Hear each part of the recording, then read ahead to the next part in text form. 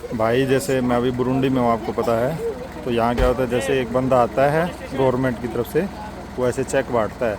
तो ये चेक क्या करते हैं, यहाँ पे जो गांव होते हैं आसपास, जो बड़ा एक गांव होता है वहाँ पे है ना गवर्नमेंट के सीड सेंटर है, वहाँ ये चेक देते हैं। और उसको चेक के बदले में जो ये इनको फसल बोनी होती है सीजन की, उसके 25 किलो बीज मिल जाता है। यहाँ बुरुंडी में है ना खाद और बीज है ना सिर्फ गवर्नमेंट के ऑफिस में मिलते, प्राइवेट किसी भी शॉप में नहीं मिलती।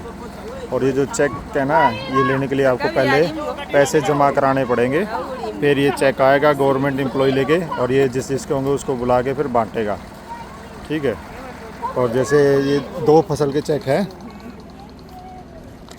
कि देखो इसमें एक का प्राइस 31,000 है चावल का।